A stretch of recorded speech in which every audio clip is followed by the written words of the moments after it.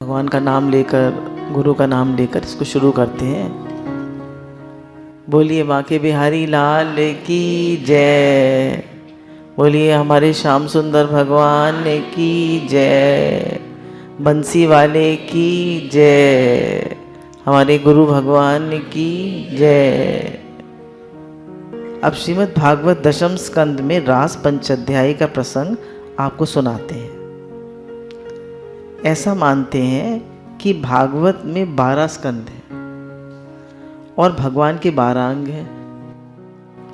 उनमें से दशम स्कंद भगवान का हृदय है और रास पंचाध्यायी जो है ये भगवान के 5 प्राण हैं। रास पंचाध्यायी जो है ये भगवान के 5 प्राण हैं। जिस समय हम रास पंचाध्यायी के साथ अपने मन, अपने कान, अपने शरीर का संबंध जोड़ते हैं, माने कान रास पंचाध्यायी सुनते हैं, शरीर को रस पंचाध्यायी में बिठाते हैं, मन रास पंचाध्यायी का चिंतन करते हैं, उस समय हमारा संबंध भगवान के प्राणों से हो जाता है। जब हम इसको सुनते हैं, इसका चिंतन करते हैं, तो हमारा संबंध भगवान के प्राणों से हो जाता है। जिसके मन में ये लालसा होवे कि हमारा संबंध भगवान के साथ बने, उसके लिए इसमें 2 पहलू हैं, 2 चीज़ें बता रहे हैं। क्या? एक तो संसार से अरुचि भी होवे और दूसरा भगवान में रुचि होवे। अब जिसकी रुचि धन में, भोग में, कुटुंब संबंध में ज़्यादा है, दुनिया का काम करने में ज़्यादा है, उसकी भगवान में रुचि ज़्यादा नहीं होती। समझ रहे हैं? अगर हमारा रुचि ज़्यादा है, देखिए एक तो हम करते हैं संसार का काम भगवान की सेवा मान के। जैसे गुरु भगवान बताते हैं कि बिजनेस किसका है? भगवान का। घर किसका है? भगवान का। नौकरी किसकी है? भगवान की। सेवा हो रही है और सूक्ष्म रूप से करता है उसको। बाकी अपना समय सत्संग, जप, अध्ययन भगवान को देता है। तो कह रहे हैं अगर ज़्यादा दुनिया का काम करने में रुचि है तो उसको भगवान की ज़्यादा रुचि नहीं होगी। ये जो भागवत लीला कथा है, ये 2 तरह से मनुष्य का कल्याण करती है। 2 तरह से कल्याण करती है हमारा। एक तो जो संसार में फंसकर दुख भोग रहे हैं उनको उधर से छुड़ाती है, और दूसरा भगवान से प्रेम का दान देती है। जो हम दुख भोग रहे हैं संसार में, उसको वहाँ से छुड़ाती है और भगवान के प्रेम का दान देती है। देखो संसार में जितने भी मनुष्य होते हैं, मनुष्य ही नहीं, पशु पक्षी भी, देवता दानव भी, प्राणी मात्र, कह रहे हैं पशु पक्षी हैं, मनुष्य है, सबको भागवत कथा में रस मिलता है। जब हम लोगों की भागवत हुई तो सबको रस मिला, बहुत आनंद मिला। तो कह रहे हैं भगवान की बात में आनंद मिलता है। मज़ा ना मिले तो मनुष्य की प्रवृत्ति नहीं होती। कह रहे हैं अगर भगवान की कथा में रस ना आवे तो इसका मतलब मनुष्य का मन नहीं है इसमें। उसका मन क्लब पार्टी में है, शादी ब्याह में है, कपड़े जेवर में है, इसलिए उसका मन नहीं लग रहा। थोड़े दिनों तक खींच खांच कर जबरदस्ती कहीं लगे भी तो रस के बिना निष्ठा नहीं होती है। कह रहे हैं जब तक किसी चीज़ में रस ना आवे तब तक उसमें निष्ठा नहीं होती, उसमें मन नहीं लगता। जब मनुष्य के हृदय में श्रद्धा होती है तब उसमें निष्ठा होती है, जिस चीज़ में श्रद्धा होती है। अब देखिए हमने गुरु से सुना कि ये भगवान इस संसार के मालिक है, सब कुछ करने कराने वाले वही हैं। कोई भी चीज़ होती है आपके जीवन में, आप देख लीजिए 95-99% भगवान कराते हैं। मनुष्य तो सिर्फ सोचता है कि मैं करता हूँ, मैं करता हूँ। एक डॉक्टर के पास जाना हुआ तो उसने कहा देखिए 70% तो आपकी योगा, प्राणायाम, आपकी वॉकिंग आपको हेल्प करेगी। 10% आपकी प्रकृति, आपकी जैसी नेचर है, आप सतोगुणी हैं, रजोगुणी हैं, तमोगुणी हेल्प करेगा आपको। 10% आपकी डाइट आपको हेल्प करेगी और सिर्फ 10% दवाइयाँ हेल्प करेगी। 10% बस। तो ऐसे ही 90% भगवान कराते हैं। तो उन भगवान से हम प्रेम नहीं करेंगे जो हमारे जीवन के मालिक हैं, संसार के मालिक हैं, सब कुछ करने कराने वाले वही हैं। मनुष्य के हृदय में जब लालसा होती है तब प्रयत्न होता है। कह रहे किसी चीज़ की तीव्र इच्छा होती है तब प्रयत्न होता है, नहीं तो प्रयत्न नहीं होता। हमारे महात्मा लोगों को ये मालूम था कि संसार के जीव संसार में क्यों लगे हैं। किसी को धन में रस आता है, किसी को कुटुंब में रस आता है, किसी को भोग में रस आता है, किसी को काला धंधा करने में रस आता है। भगवान में तो ये लोग लगते ही नहीं। इसका मतलब ये है भगवत रस का स्वादन इनको नहीं होता है, भगवान के रस का स्वादन इनको नहीं होता है। राम कहने का मजा जिसकी जवा पर आ गया, मुक्त जीवन हो गया, चारों पदार्थ पा गया। जिसको भगवान कृष्ण कृष्ण कहने का मजा आ गया, राम राम कहने का मजा आ गया, तो कह रहे धर्म अर्थ काम मोक्ष चारों पा गया। जैसे तुम्हारे मन में धन की वासना, स्त्री पुरुष की वासना, भोग की वासना है, इसी तरह चित्त में भगवान की वासना उत्पन्न करो। कह रहे जैसे मन में ये है भैया खूब अच्छा पहनूं, खूब अच्छा खाऊं, खूब अच्छे से रहूं, मेरी खूब बढ़िया गाड़ी हो, खूब बंगला हो, खूब सेवाधारी हो। मनुष्य को वो होती है ना, इच्छा होती है, वासना होती है। तो कह रहे हैं ये जो वासना है ये तुम्हें दुख देगी। चलिए दुख ना भी दे, पर बोले कि तुम्हें तृप्ति नहीं देगी, क्योंकि मच वॉन्ट्स मोर, इच्छा बढ़ती जाएगी। तो कह रहे हैं जैसे तुम्हें ये इच्छा है, ये लालसा है, ऐसी भगवान की लालसा उत्पन्न करो। भगवान की लालसा कैसे होती है? जब हम गुरु के पास आते हैं तो गुरु हमारी महत्व बुद्धि भगवान में कराते हैं, हमारा उनसे प्रेम कराते हैं कि संसार के मालिक सब कुछ करने कराने वाले भगवान हैं, उनसे प्रेम करो। भगवान की ये वासना अपने चित्त में कैसे आएगी? कुछ वासना तो अपने चित्त में उदय होती है देख देख कर। अब कह रहे हैं हमारी वासना भगवान में कैसे हो, भगवान में आसक्ति कैसे हो? बोले भगवान में आसक्ति हुए बिना कोई भक्त नहीं बन सकता। बोले कैसे आसक्ति होगी? बोले कुछ तो आसक्ति देख देख के उत्पन्न होती है, कुछ सुन सुन के होती है। ये श्रवण द्वारा भगवत वासना को अपने हृदय में भरना है। भगवान कान के रास्ते हृदय में जाना पसंद करते हैं, श्रीमद् भागवत में कहा गया है। कर्णरंध्र, कर्णरंध्र कानों के रास्ते माने कान का छेद है। जैसे चोर किसी दीवार में रंध्र बना दे, सेंध खोद दे, उसमें जाने आने का रास्ता बना दे, वैसी कान एक रास्ता है। कह रहे कान हमारा रास्ता है। तो भगवान मनुष्य के हृदय में इसी रास्ते से प्रवेश करते हैं। हमारे हृदय में भगवान कैसे प्रवेश करते हैं? कान के रास्ते।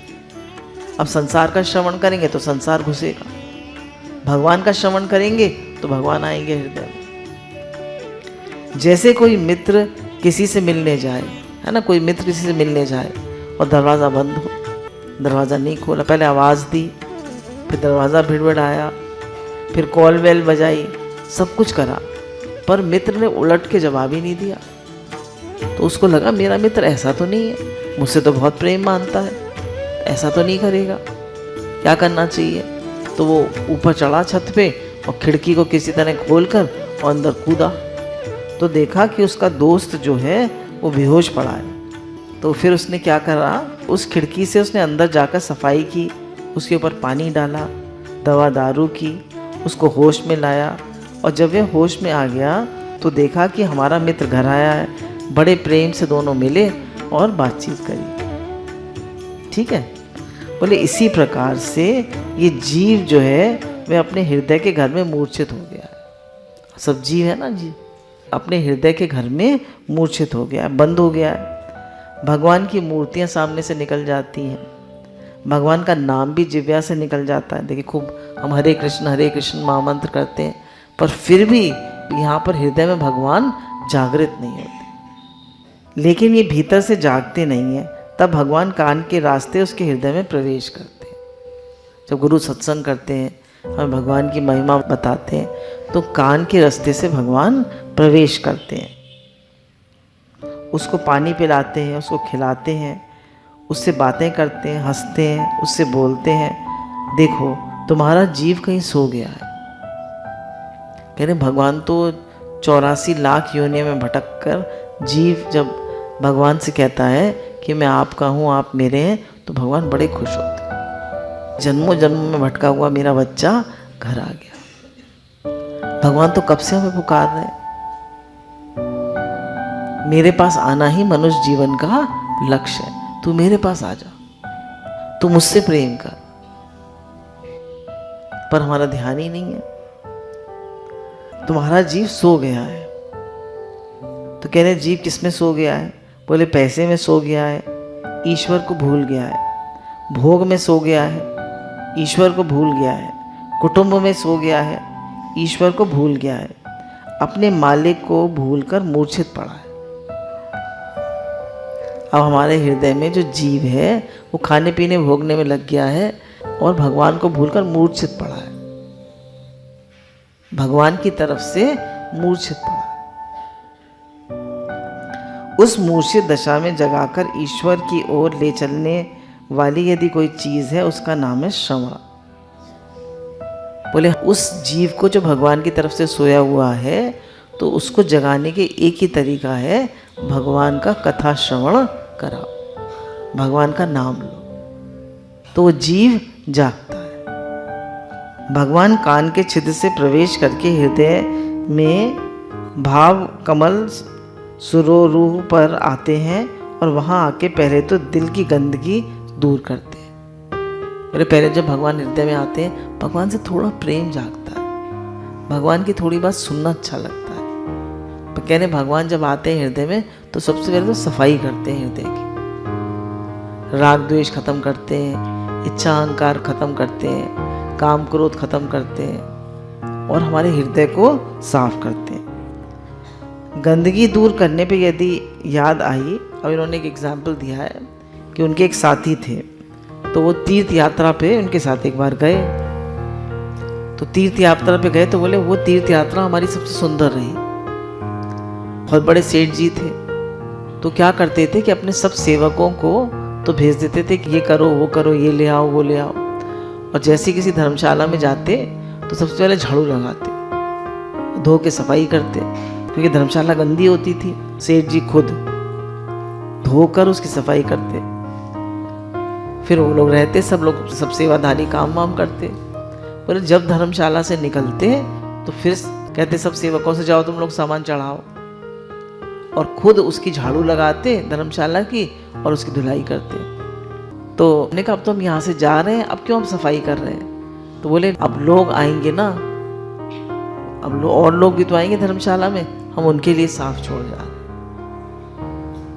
तो बोले कुछ लोग ऐसे होते हैं उनको सफाई बहुत पसंद होती है, और भगवान को भी साफ हृदय पसंद है। अम्मा जी कहते थे कुत्ता भी बैठता है तो पूंछ हिला के झाड़ू लगा के बैठता है, गंदगी में नहीं बैठता। तो भगवान भी हमारे गंदे हृदय में नहीं बैठेंगे। तो नारायण जिसकी स्वच्छता में प्रीति होती है, वे जहाँ जाते हैं वस्तु को स्वच्छ बनाते हैं। बहुत से लोगों को सफाई की आदत होगी तो कहीं भी जाएंगे फटाफट सफाई कर देंगे। भगवान का अभ्यास भी क्षीर सागर में रहने का है। भगवान सफाई में रहते हैं, क्षीर सागर में रहते हैं, कमल पे रहने का है। उनके सामने बन ठनकर साज श्रृंगार करके लक्ष्मी जी रहती हैं। लक्ष्मी जी रहती है ना, वे उनके पांव दबाती हैं। भगवान को मृदुलता में कोमलता में रहने का अभ्यास है। बोले भगवान को कैसे कैसे सफाई में रहना पसंद है, और जो लोग मृदुल होते हैं, कोमल होते हैं, सॉफ्ट हार्टेड होते हैं, प्रेम से बोलते हैं, वो भगवान को पसंद आते हैं। बोले जो कड़क बोलते हैं और उनके हृदय में कोमलता नहीं होती, बहुत सख्त हृदय होता है, बोले वो भगवान को पसंद नहीं आते। भगवान को गंदगी भी पसंद नहीं आती। जब वे हृदय में आते हैं तो देखते हैं यहाँ तो गंदगी है। गंदगी क्या है? ये जो तरह तरह की इच्छाएं, यही गंदगी है। जो तरह तरह की वासनाएं हृदय में, यही गंदगी है। ये गंदगी दूर कैसे हो? तो भगवान अपने प्रति वासना उत्पन्न करके आस्तिक होना, सुबह शाम भगवान को हाथ जोड़ लेना, नाम ले लेना, ये दूसरी बात है। कह रहे जोड़ लेना, ऐसे दीपक घुमा लेना, ये बात अलग है। और भगवान से प्रेम होना, भगवान की बातों में रस आना, बोले ये अलग बात है। तो भगवान की बातों में रस आए। एक भगवान को अपने हृदय में बसा के बाकी सब कूड़ा कचरा निकालकर फेंकना चाहते हैं, उनके लिए श्रीमद् भागवत। अब कह रहे हैं भगवान को हृदय में बसाओ और सारा कूड़ा कचरा निकालकर बाहर फेंक दो, उनके लिए श्रीमद् भागवत है। बोले हमारे गांव में कहावत है कि चिकनी पकड़ के पौंचा पकड़ लो, उंगली पकड़ के और पौंचा पकड़ लो। पहले तो उंगली छुई, बाद में हाथ पकड़ लिया। ये भगवान श्री कृष्ण है ना, ये ग्वाला, इसकी पकड़ बड़ी ज़बरदस्त है। बोले भगवान की जो पकड़ है वो बड़ी ज़बरदस्त है, एक बार पकड़ लें तो छोड़ते नहीं हैं। एक गोपी ने कहा, कोई सखी यमुना जी जा रही थी, एक ग्वाल उधर से दौड़ता हुआ जा रहा था और कृष्ण कृष्ण कृष्ण उसको आवाज़ लगा रहा था भगवान को। तो उसने कृष्ण कृष्ण नाम सुना, तो गोपी के कान में वो नाम गया, तो उसको वो नाम इतना अच्छा लगा कृष्ण कृष्ण कि उसको प्रेम उन्माद हो गया। कहना कि कितना मीठा नाम है, कृष्ण कृष्ण कृष्ण। और उनका कृष्ण का क्या मतलब होता है? बोले कृष्ण में जो क्री है, क्री लगी है नीचे क्री कृष्ण में, तो कह रहे हैं उसमें अंकुश है। जैसे मछली को अंकुश से बाहर पकड़ के निकाल लेते हैं ना, ऐसे उसमें अंकुश है। जैसे किसी कलेजे में कोई टेढ़ी चीज़ गड़ा दी जाए और फिर खींचे तो कलेजा ही खींच के निकल आए, किसी का है ना, बोले खींचे तो कलेजा ही बाहर निकल आए। ऐसे ही कृष्ण नाम है, जिसके कलेजे में गड़ गया उसे वहीं पड़े रहने दो, तब तक तो ठीक है, परंतु यदि निकालने की कोशिश करोगे तो कलेजा ही खींच के आ जाएगा। तो कह रहे हैं इसलिए कृष्ण नाम जो है उसको कलेजे में से मत निकाल, तुम्हारे कलेजे में आ जाए वो। क्री में अंकुश है, कृष्ण नाम ये जबरदस्ती खींचकर अपने में जोड़ता है, कृष्ण कृष्ण कृष्ण। मधुर से मधुर, मधुरादि पी मधुरम, मीठे से मीठा, मंगलादि पी मंगलम, मंगल से भी मंगल, ये भगवान का नाम है। कह रहे मधुर से मधुर, मंगल से मंगल, मीठा से मीठा, ये भगवान का नाम, पर हमें मीठा लगना चाहिए। ये कान में पड़े तो भी ठीक था, मगर ये तो आंखों को भी खींच लेता है। अब आंखें कृष्ण को देखना चाहती हैं, आंखें खींची तो नाक को भी खींच लेता है, नाक खींची तो आंख नाक कान तो जीभ को भी खींच लेता है, फिर त्वचा को भी खींच लेगा और दिल दिमाग को भी खींच लेगा, सबको खींच लेता है। इसलिए कृष्ण को कृष्ण कहते हैं, क्योंकि कृष्यति आकर्षति, ये लोगों के दिल दिमाग को खींच लेता है। कृष्ण क्या करते हैं? लोगों के दिल और दिमाग को खींच लेते हैं। एक गोपी कहती है कि भीमसेन के घाट पर मत जाना, क्यों? वहाँ एक किशोर नौजवान रहता है। क्या करता है वह? बोले अच्छा हो लिया, उसका बता देती हूँ। काला, तमाल वृक्ष की तरह काला है, काले रंग का किशोर है। देखो उसका जादू किसी को छूता नहीं, छेड़ता नहीं, बोलता नहीं, हाथ पे कमर रखकर ऐसे वैसे खड़ा रहता है, और इतना धूर्त है कि उसकी छठी में धूर्तता डाल दी गई है यशोदा जी ने। फिर बड़ा शैतान है, उसकी छठी में यशोदा जी ने धूर्तता डाल दी है, शैतानी डाल दी है। एक जगह खड़े लोगों के दिल को खींचता रहता है, सबके दिल को अपनी ओर, पूरे वृंदावन के दिल को उसने खींच रखा था। ग्वाल बाल क्या, बूढ़ी स्त्रियां क्या, सब। एक सास अपनी बहू से कहती है तू वहाँ मत जाना कृष्ण को देखने, तो कहती है मैया मुझे तो मना कर रही हो तुम, और खुद देखो कि वैसे तो छड़ी पकड़ के चल रही हो और आंखों में काजल लगा के और चोटी बना के और भाग रही हो कृष्ण से मिलने के लिए। तो वो सबको प्रिय है कृष्ण। जब वो लौट कर आते हैं गैये चरा के तो सब भागते हैं, छोटी सी कन्या से लेकर बड़ी बूढ़ी सब दौड़ती हैं उनको देखने के लिए। एक जगह खड़े खड़े ही लोगों के दिल का जो धन है, जो चित्त वृत्ति है, हृदय की जो पूंजी है, उसको छीन लेता है। तो कृष्ण कृष्ण कृष्ण, पहले ये नाम सुना उस गोपी ने, है ना, पहले उस गोपी ने नाम सुना, आगे बढ़ी तो वंशी ध्वनि सुनाई पड़ी। ये वे वंशी ध्वनि तो महाराज ध्यानम बलात् सनकादि जैसे परमहंसों के ध्यान तोड़ देती है। बोले जब वंशी ध्वनि आई तो हम समाधि लगा रहे थे। अब ये जो थे सनकादि, जब वंशी ध्वनि आई तो समाधि लगा रहे थे, फिर तोड़ क्यों दी? बोले समाधि का आनंद लेते। बोले हमने थोड़े ही तोड़ा, इस वंशी ध्वनि ने आकर तोड़ दिया। समाधि का आनंद ले रहे थे सनकादि, बोले तुमने समाधि क्यों तोड़ दी? उसका आनंद लेते। बोले हमने नहीं तोड़ी समाधि, इस वंशी ध्वनि ने तोड़ दी। समाधि तो इसलिए लगाई जाती है कि रस आए। जब बिना समाधि के खुली आंख से खुले कान से वही मज़ा आ रहा है जो समाधि में आता है, बल्कि उससे ज़्यादा मज़ा आ रहा है, तो आंखें बंद करने की ज़रूरत क्या है? कान में ठेपी क्यों ठूस है? बोले कान क्यों बंद करें समाधि के लिए? मन को निर्वृत्तिक निर्विषय क्यों बनाए? उसमें कृष्ण डाले ना मन में। जब विषय में मन, सवृत्तिक मन में, खुली आंख में, खुले कान, खुले दिल में वही मज़ा आ रहा है, तो बंद करने की क्या ज़रूरत? कृष्ण तो इतने नटखट है, अब जरा आंखें बंद करिए उनकी लीला दिखाई देने लगेगी। आप आंखें बंद करिए, कुछ भी सोच सकते हैं, शैतान तो है ही। आपने इमेजिन किया तट पर है कृष्ण जी, एक गोपी जो है वो पानी भरने जाती है, तो पानी का अपना भरती है अपनी गागरिया, और गागरिया लेकर सर पे रखती है। कृष्ण जी पेड़ पे चढ़े हुए, जोर से वो मारते हैं कंकड़ी, उसकी वो गागर टूट जाती है, वो सब भीग जाती है। फिर सारे ग्वाल बाल खड़े खड़े मताली हो जाते हैं,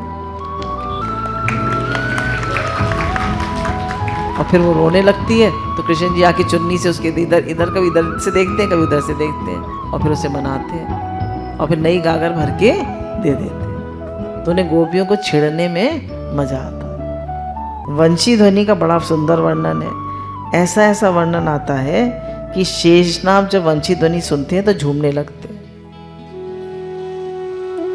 ब्रह्मा जी के हाथ से जीव और जीवों के शरीर गिर जाते हैं जब वो सृष्टि बनाना भूल जाते हैं। जब ब्रह्मा जी सुनते हैं वंशी ध्वनि तो सृष्टि का रचना करना भूल जाते हैं। देवता लोग स्वर्ग छोड़ के वृंदावन चले आते हैं। जब वंशी ध्वनि सोचते हैं तो देवता लोग स्वर्ग छोड़ के वृंदावन चले आते हैं। वृक्ष जो है वो मधुरस क्षारण करने लगते हैं। नदियों की गति रुक जाती है और गोपियां जो है दूध दूह रही होती हैं तो दूध दूहना बंद कर देती है, भागती है भगवान की तरफ। जो जो काम कर रहा होता है वो वहीं रुक जाता है।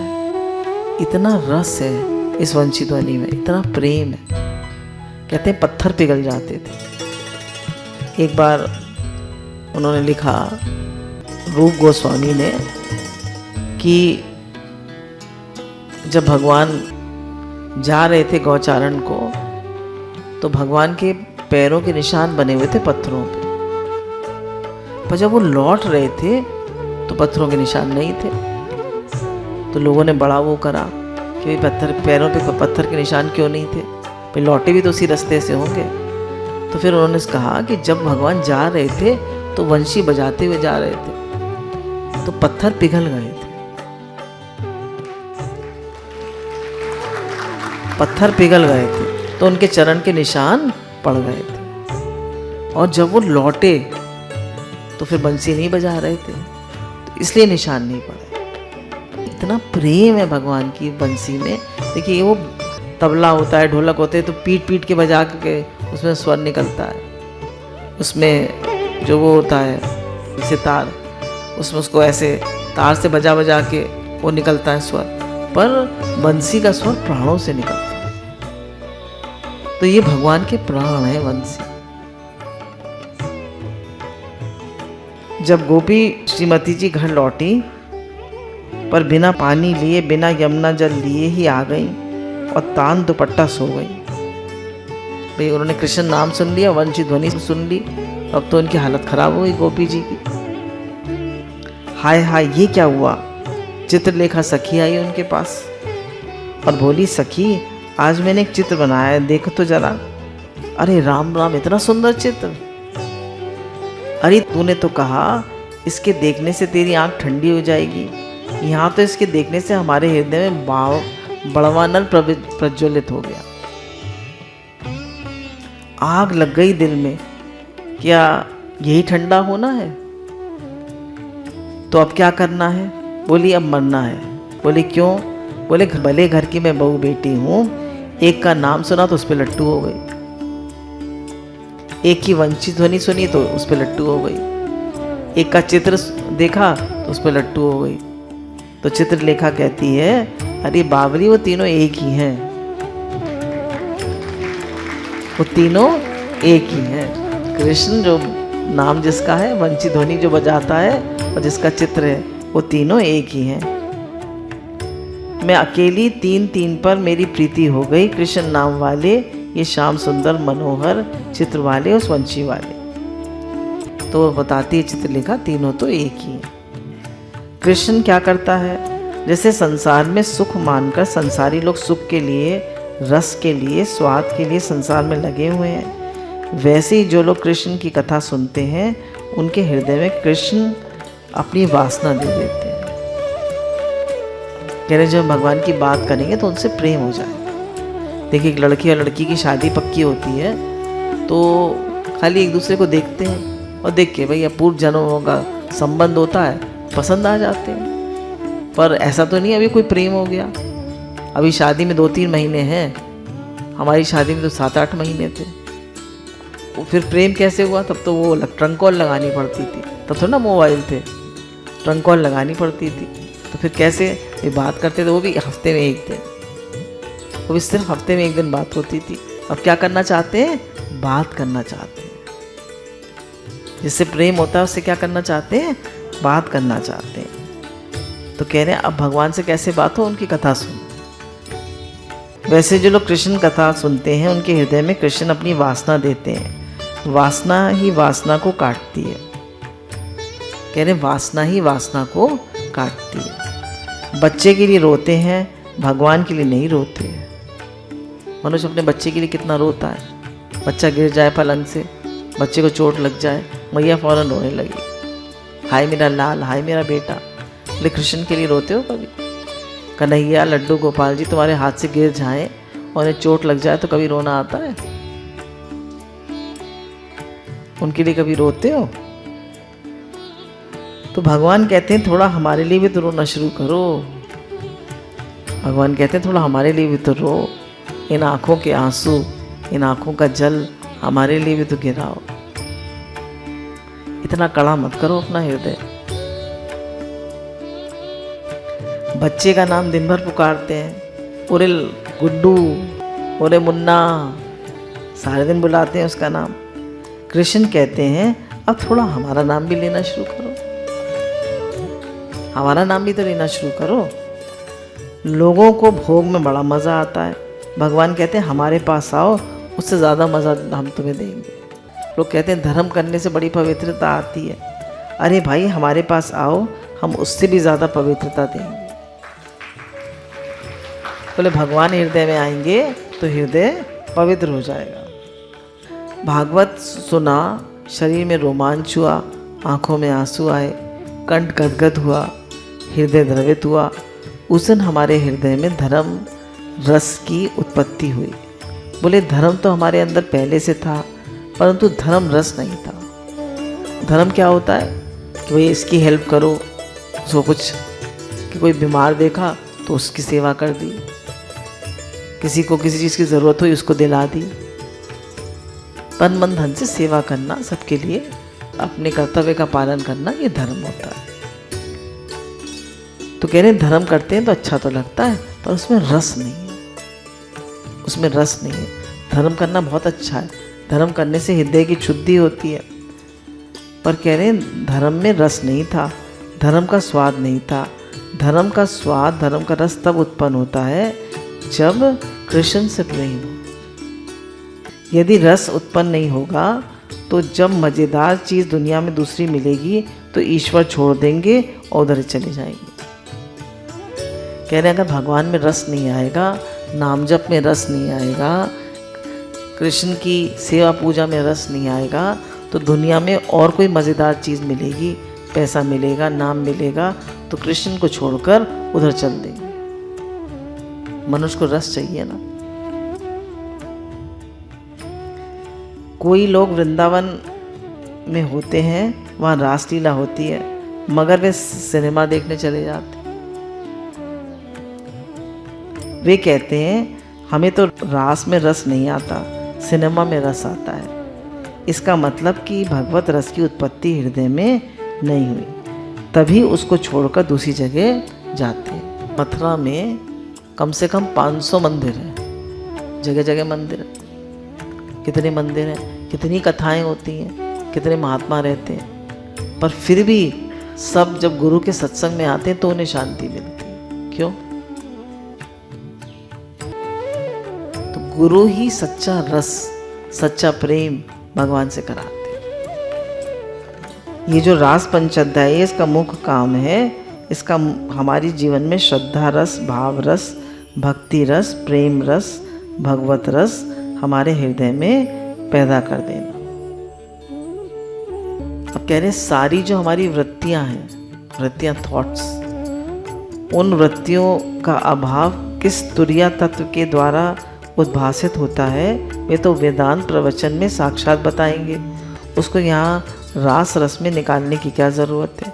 यहाँ तो आओ गोपी कृष्ण का आनंद ले। कह रहे सब वृत्तियाँ हमारी भगवान में लग जाएं। अब देखिए इन्होंने वर्णन किया है, एक गोपी है, एक कृष्ण, रास हो रहा है। एक गोपी है, एक कृष्ण है, फिर एक गोपी है, फिर एक कृष्ण है, फिर एक गोपी है, एक कृष्ण है। गोपी कोई गोरी है, कोई सांवरी है, कोई पीली है, कोई लाल है, किसी की साड़ी पीली, किसी की लाल, किसी की नीली, किसी की हरी। अब इमेजिन करते जाइए, तरह तरह के लहंगे पहने, तरह तरह की ओढ़नी ओढ़े, तरह तरह के रंग रूपावली, तरह तरह के नाम रूपावली, हजारों हजारों गोपियां हैं, और गोपियों के साथ एक एक पीतांबरधारी मुरली मनोहर मुकुट वाले श्याम सुंदर हैं।